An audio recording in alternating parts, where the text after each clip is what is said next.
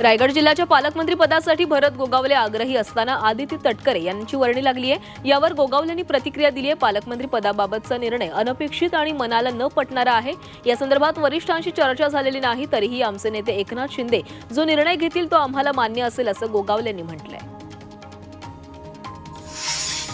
विधानसभेतील यशांना हरळून जाऊ नका, बेरजेचे राजकारण करत पुढे जाऊ आणि महाराष्ट्र राष्ट्रवादीमय करूया असा कानमंत्र अजित पवारांनी पक्षाच्या कार्यकर्त्यांना दिलाय।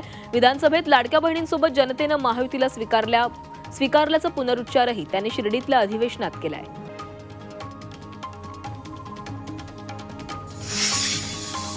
मार्कडवाडीतील बॅलेट पेपरवरील मतदानाचा मुद्दा आता दिल्लीत गाजणार आहे। उत्तम जानकर निवडणूक आयोगाकडे राजीनामा देणार आहेत। बॅलेटवरील मतदानाच्या अटीवर जानकर राजीनामा देणार आहेत। तसंच मागणी मान्य न झाल्यास जंतर मंतरवर आंदोलनाचा इशाराही त्यांनी दिलाय।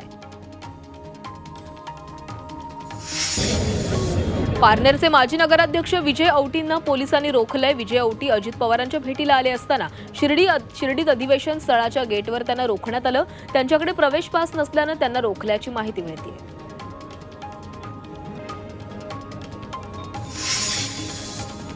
आमदार सतीश चव्हाण यांनी शरद पवारांच्या राष्ट्रवादीला सोडचिठ्ठी देत घरवापसी केली आहे। शिर्डीतील शिबिरात सतीश चव्हाण यांनी अजित पवारांच्या उपस्थितीमध्ये राष्ट्रवादीत पक्षप्रवेश केलाय। सतीश चव्हाण यांनी राष्ट्रवादी शरद पवार पक्षाकडून विधानसभेची गंगापूर मतदारसंघातून निवडणूक सुद्धा लढवलेली होती।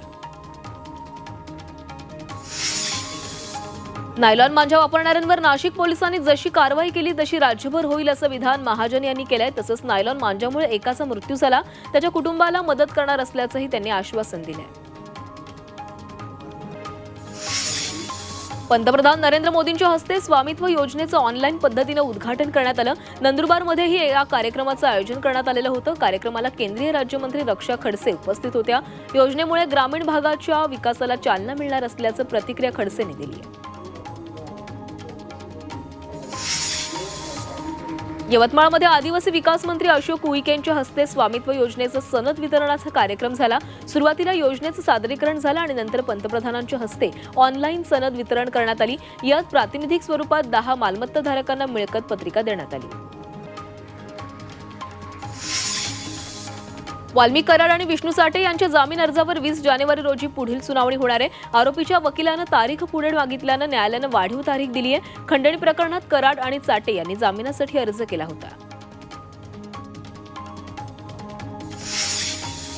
आरोपी सुदर्शन घुलेसह सर्व 6 आरोपींना 14 दिवसांची न्यायालयीन कोठडी सुनावण्यात आली आहे। बीडचे सरपंच संतोष देशमुख खून खटल्यात मकोका अंतर्गत हे 6 आरोपी एसआयटी कोठडीत आहेत। सोमनाथ सूर्यवंशींच्या कुटुंबियांना न्याय मिळावा म्हणून परभणीतून लॉंग मार्च काढण्यात येतोय। या लॉंग मार्चचा आजचा मुक्काम जिंतूर तालुक्यातील बोरीमधील मराठवाडा दीक्षाभूमी या ठिकाणी होणार आहे। अभिनेता सैफ अली खानवरील हल्ला प्रकरणी पोलिसांनी शहरात संशयितांचे पोस्टर लावलेले आहेत।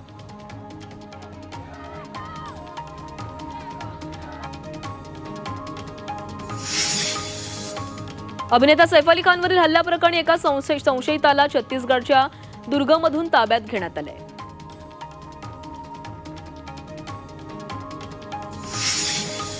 सैफ अली खान याच्या घरी घुसून त्याच्यावर हल्ला करणारा आरोपी सराईत चोर असल्याचं समोर आलंय। मागील वर्षी 2 नोव्हेंबरच्या रात्री नवी मुंबईतील एका सोसायटीत चोरी करताना रहिवाशांनी त्याला पकडलेलं होतं, तर मुंबईतील भांडूप पोलिसांनीही त्याला अटक केलेली होती। त्यामुळे पोलिसांच्या तपासाला वेग आलाय।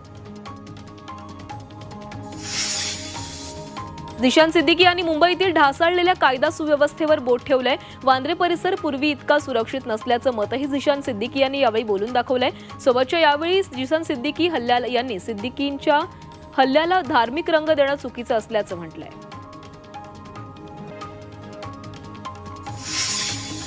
संरक्षण मंत्री राजनाथ सिंह यांनी महाकुंभ मेळ्याला उपस्थिती लावली। यावेळी त्यांनी प्रयागराजमधील महाकुंभात त्रिवेणीच्या संगमामध्ये स्नान केलंय। आम आदमी पक्षाकडून अनब्रेकेबल अशी डॉक्युमेंटरी दिल्लीतील सर्व चित्रपटगृहांमध्ये दाखवली जाणार होती, मात्र पोलिसांनी या डॉक्युमेंटरीवर बंदी घातली आहे। या प्रकरणाबाबत भाजपच्या आदेशावरून दिल्ली पोलिसांनी बंदी घातली असा आरोप आम आदमी पक्षाकडून केला जातोय।